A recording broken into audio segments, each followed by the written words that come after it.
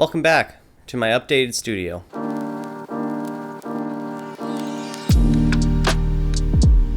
Over the summer, my sister moved to Whidbey Island. I haven't been up there since I helped her move. I decided to take a weekend off and visit her.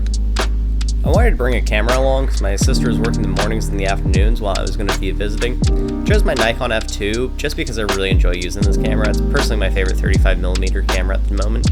I used that equipped with the Nikon 50mm f1.4, but I decided to do something a little untraditional when it came to what film stocks I'd be using.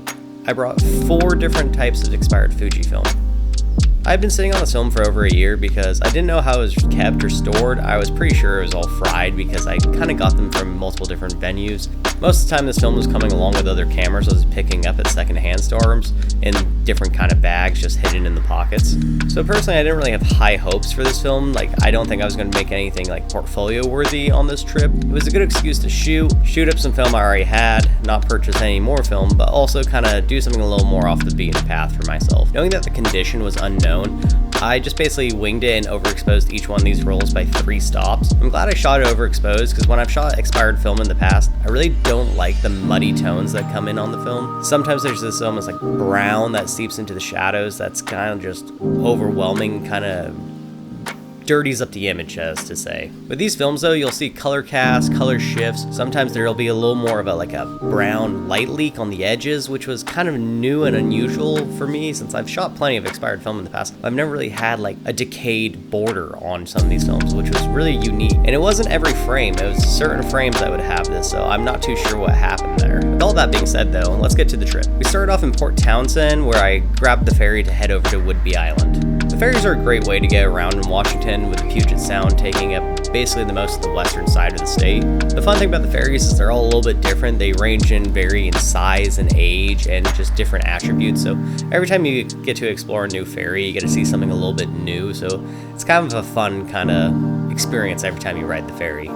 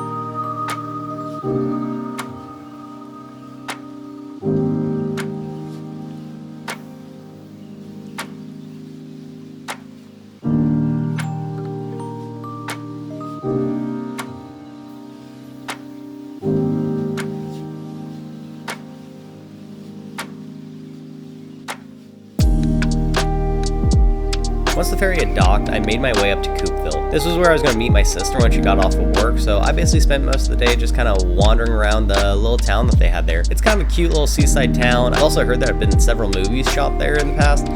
I'm not too sure which ones they were, but everybody was telling me, oh, movies have been shot here, so probably need to do some research on that.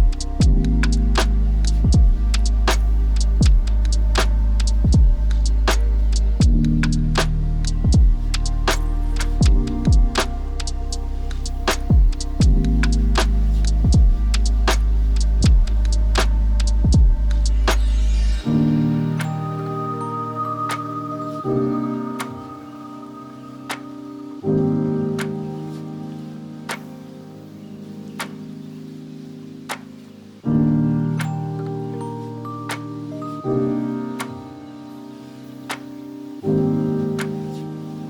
was a nice little day in Coupeville. It was low tide when I was there, so I was able to get down on the shoreline and kind of wander around underneath the piers and stuff like that. I kind of looked around, just kind of explored a little bit.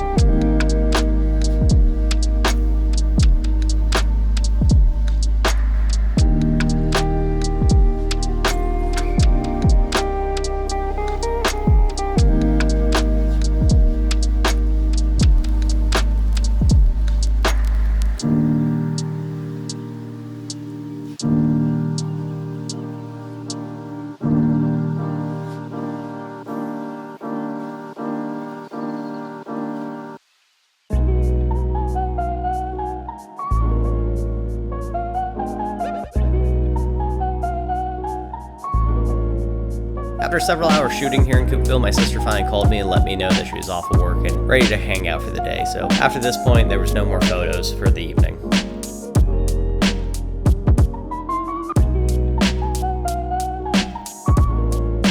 The next morning, my sister made her way to work, and I ran up to the north side of the island up to Deception Pass. I loaded up the Nikon with some Walmart grade Fuji Superia 400, and I started taking some photos.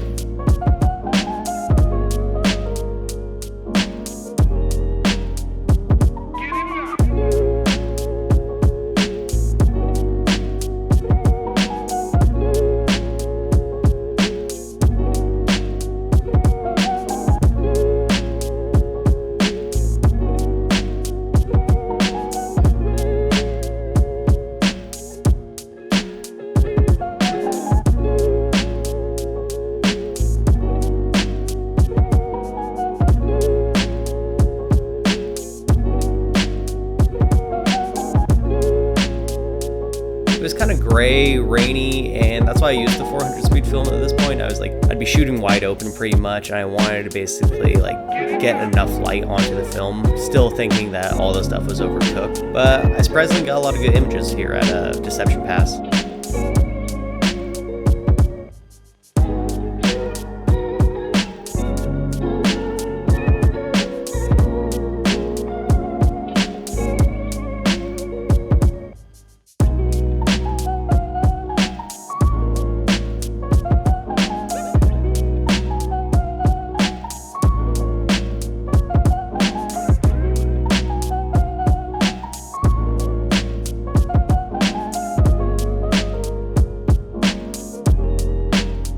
I really enjoyed some of the images I got here. There's a couple guys fishing, along with just basically fishing boats out in the water. As well, the Deception Pass Bridge is such a monument in this area. It's kind of fun to be surrounded by nature, but to see this big, like, steel arch bridge just kind of crossing over.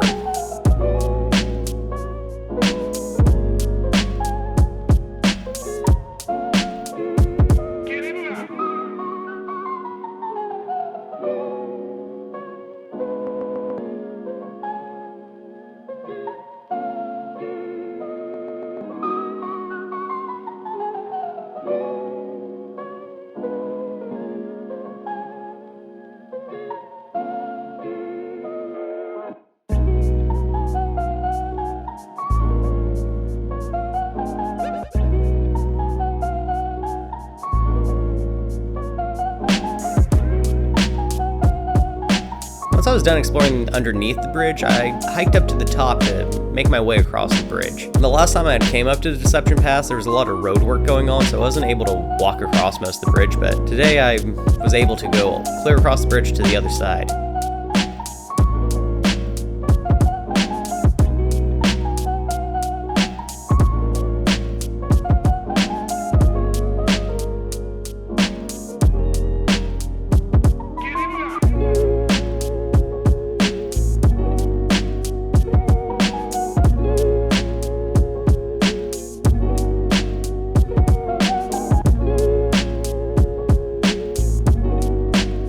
Kind of impressive being that high up on the bridge, and it's kind of fun once you get to the center little island where the bridges are linked. You can cross underneath it to get to the other side, so you're able to see both sides of the bridge, which is really fun. And I kind of went back and forth and checked a few different things out. Like, I was having a grand time just kind of like looking around, looking down at where I was, and it was just kind of a fun, easy morning for me. It was just something better than my normal 9 to 5.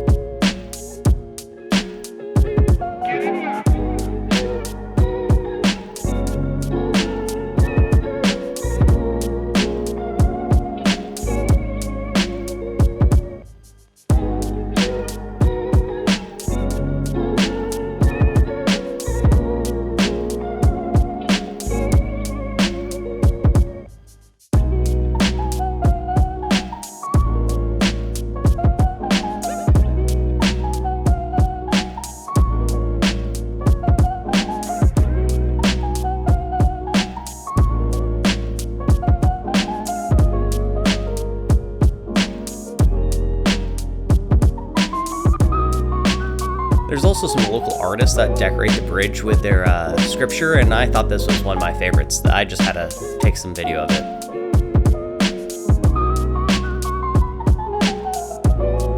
Once done checking out the bridge and looking at the vistas and just kind of taking in the views, I made my way back down to my car and kind of moved towards the beach side of the Deception Pass Park.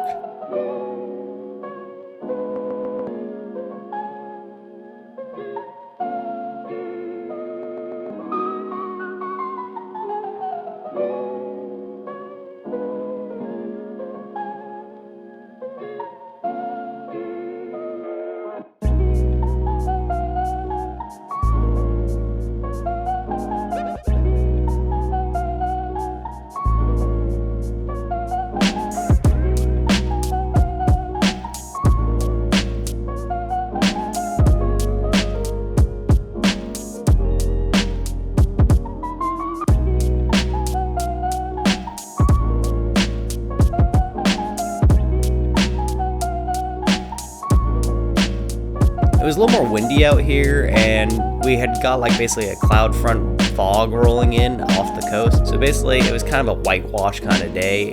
Usually when we got that much kind of white cloud coverage, it just really kind of accentuates the like highlights in the sky. It's not normally my favorite time to shoot. Like I feel like basically the sky overwhelms every image, and like it's not very good for color photos in my opinion. I really like more blue skies and just clear skies, or even partially cloudy. But when it's that big white wall, I'm usually just not a fan.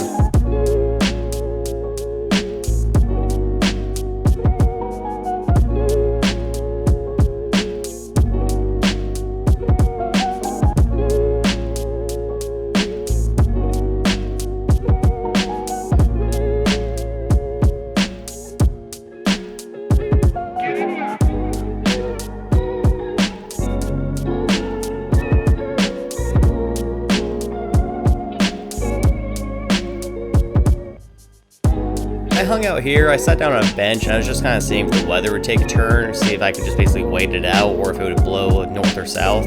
But unfortunately, it just seemed like it was going to persist, so I got up and I decided to make my way back down to the south side of the island.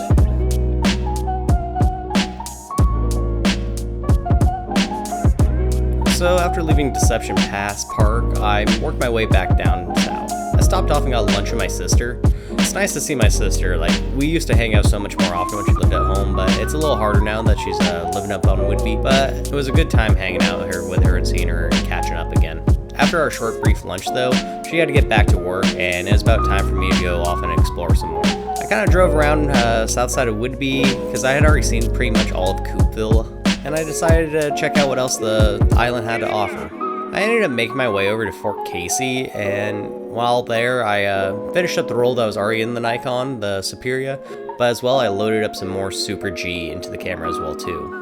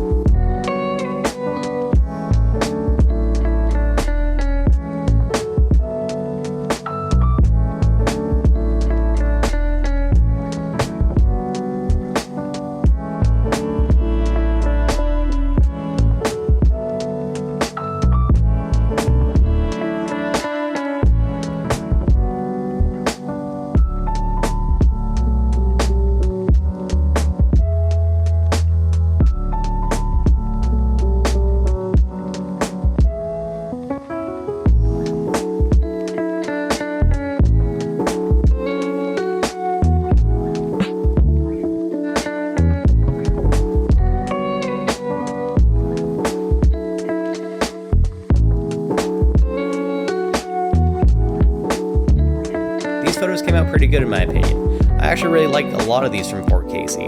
Nothing about this is clinical or could be repeated, it's just kind of luck of the draw when you're shooting inspired film.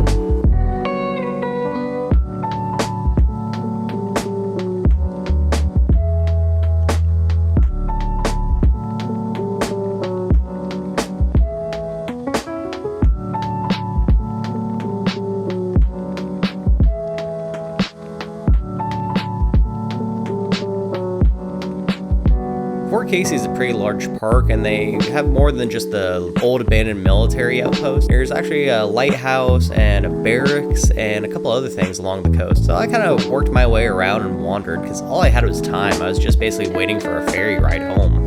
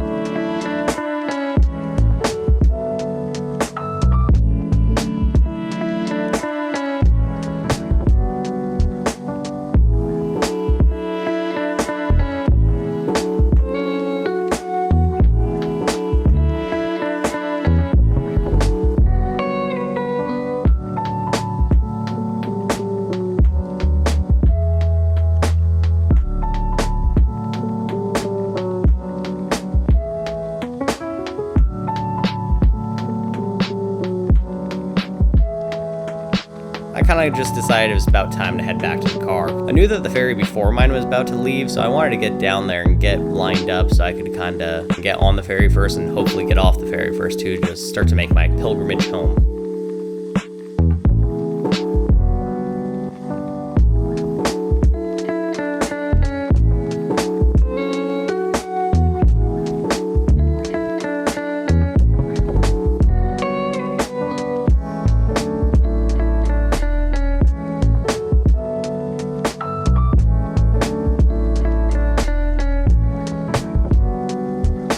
Staying in the car waiting for the ferry kind of got a little antsy, so I loaded up the camera again. I kind of locked the car up and just kind of brought the Nikon with me. I didn't bother bringing the Sony to take some video, so I just kind of took the camera, explored, just took some photos just for fun. I was kind of like, I was wandering around some tall grass and some abandoned docks and stuff like that were left at the ferry terminal. There's a little cafe right across from the ferry terminal, so I took a few photos of that. I just kind of like wandered around and enjoyed just basically the little bit of time I had waiting for the ferry to come in.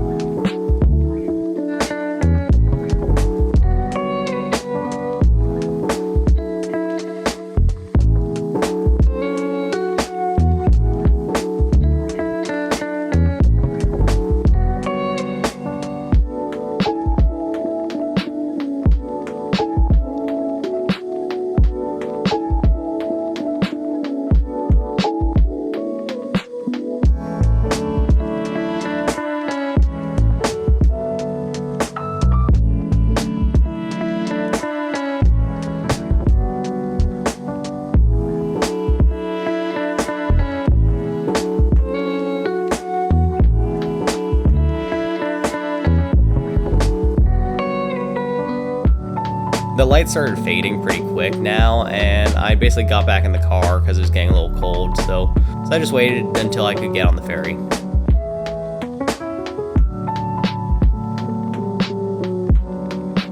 Once back on the ferry, I had plenty of time again to waste around, so I basically grabbed both cameras, locked up the car, and just kind of wandered around the boat again. I was seeing if I could take some more dramatic, more moody, low light photos.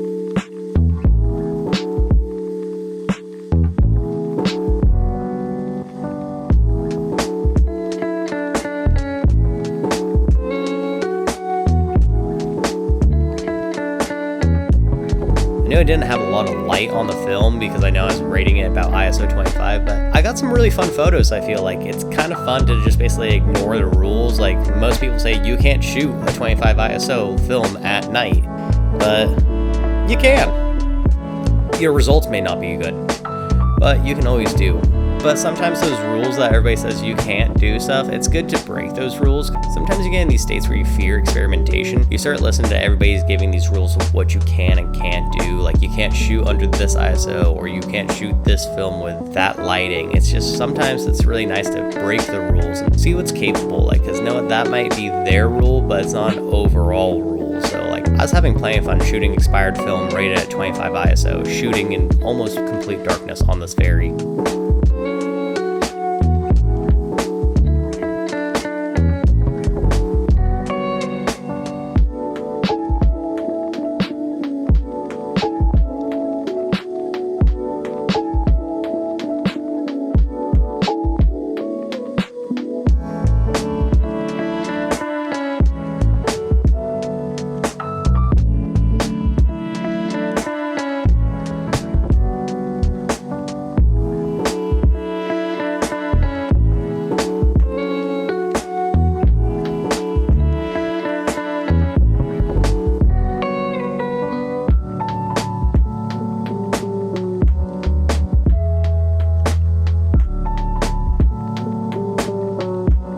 After heading to the front of the ferry and getting kind of some windburn on my face from coming across the sound, I retreated back to the car to warm up. At this point, I was kind of done taking photos. It's been late in the night. My digital camera had died. The batteries were completely zapped, and I was just kind of getting tired, and I knew I had a long drive to get back to the house.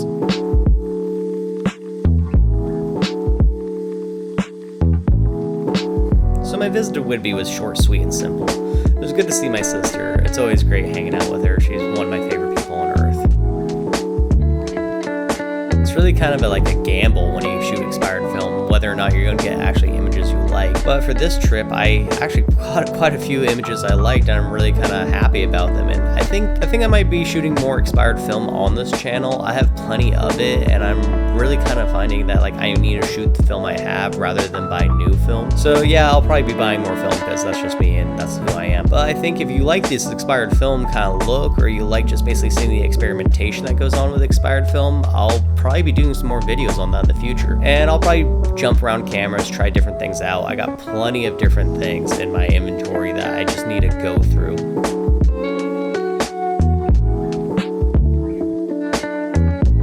After the end of a mini trip shooting expired Fuji film, all I have to say is this: Fuji, please make Industrial 100 again.